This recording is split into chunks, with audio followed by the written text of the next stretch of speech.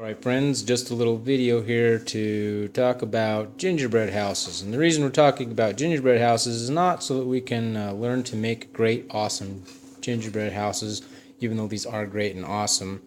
It is maybe you have a large family with a bunch of kids, and gingerbread houses can be expensive to buy, and you think you're going to bake all this gingerbread and it's just a mess. So this is a way to make a lot of little gingerbread houses for kids. Here's an example of one done. Not very big, only the width of a graham cracker. And this one has a little dormer on there. And I'll show you how to do this with just a box of graham crackers. Now, one box of graham crackers will make 15, okay, seriously, literally 15 little tiny gingerbread houses, okay. And to do that, you grab out a package graham crackers like this, and what you need to get is a flexible high-grade steel band saw. This is the kind that goes on those little frames, but you don't use the frame, you just use the saw. And you lay the package down, and before you open it, you just cut a triangle, and you cut the entire thing down like this, one stack. One package is 4 grams wide, and this one is only 2.5. Okay, so after you cut your pitch down here and here, you're going to have the grams in a bag, and then you'll go down here and you'll just cut off one section. Now you want to cut and not try and break, even though you can with skill break the graham cracker right along the little perfs. They're not really adequate enough, and you can do some amazing small detail with a graham cracker just cutting it with this. For example, the dormers, which you can make with the leftovers here.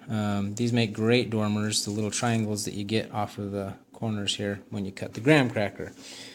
You need to divide everything so that you get enough graham crackers to do 2 pitched pieces per side, and then you take a whole graham cracker and you simply cut it in half so that you got 2 squares, and those will do the sides. Okay, so that's 1, 2, and then both of these sides together is 3 graham crackers. And then for the tops, you're going to need one piece that is 3 grams wide, so you'll cut off one segment, and that makes the roof piece. And you want the roof to extend beyond the house so that you've got this pitch overhang here. Looks like that. 3 grams wide, so that's another 2 grams. So it's 5 grams crackers to make one, although it's not quite 5, and I'll explain. When you cut the little tiny segment off here, you get a whole bunch of these pieces.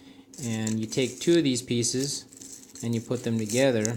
You've now got one wall here. And you just take your glue, and I'll explain how to make this here in a sec. And you glue these 2 together. Or you can take 3, and now you've got one roof piece. And you glue those together, let them dry, and you just kind of do this over and over again. And here you can see we've prefabricated nearly 30. There'll be 30 here when we're done. I actually needed a second gram box, so 2 gram cracker boxes will make you 30 gingerbread houses. And there, for just a few bucks, you've got enough graham crackers for all the grandkids to have one gingerbread house to make. And you just get these little tiny cardboard boxes. Here we got a stack of 35 cutouts. Not a whole lot of money, not a whole lot of expense, not a whole lot of time. Now it does take time assembling these, and to do it quick, you want a good glue. And so I just took 2 egg whites. You take out the egg yolk. Accidentally got a little bit of egg yolk in there, but that doesn't hurt anything.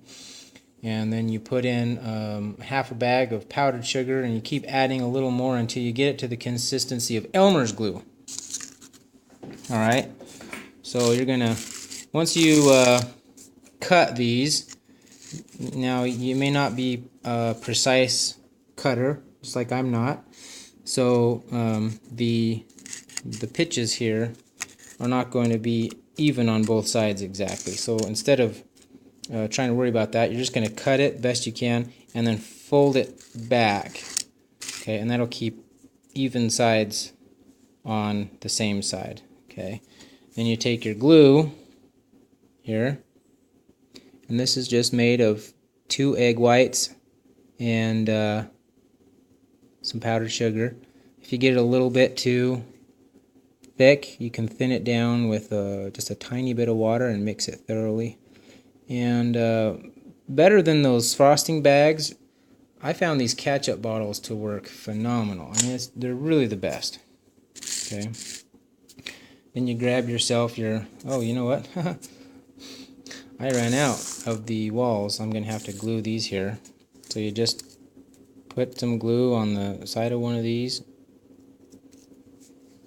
And this stuff hardens really fast. Okay, you don't want to go on the website and get any of those traditional royal frosting type things. Just eggs, egg whites, and powdered sugar makes a really solid glue. I mean, you let this stuff dry and it's hard as stone. You know, egg white is a really good glue. They even use it in hair. Used to use it as a hair gel. Okay, maybe they did, maybe they didn't. I don't know, but tough stuff. All right, and you can see that it already hardens pretty much that fast. Take this, put it down on there. That's already, I already waited too long. I need to put on more glue. It grows a skin really fast, so you don't want to do more than one of these ahead of time. And this is better than the other glue that really takes a while to set up. You know, I mean, this is strong enough. It just lifts.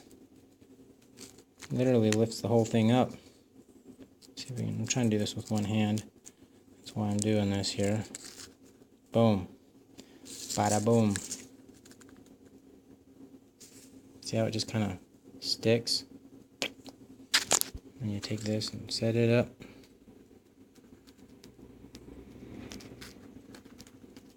Boom. And it just holds together. And that'll turn hard as rock. You can see I picked these up. This one was glued. I glued 2 pieces together there. And really firm. I just glued this together like 3 minutes ago. So there you have it. A whole bunch of little gingerbread houses for really cheap using graham crackers. Thank you.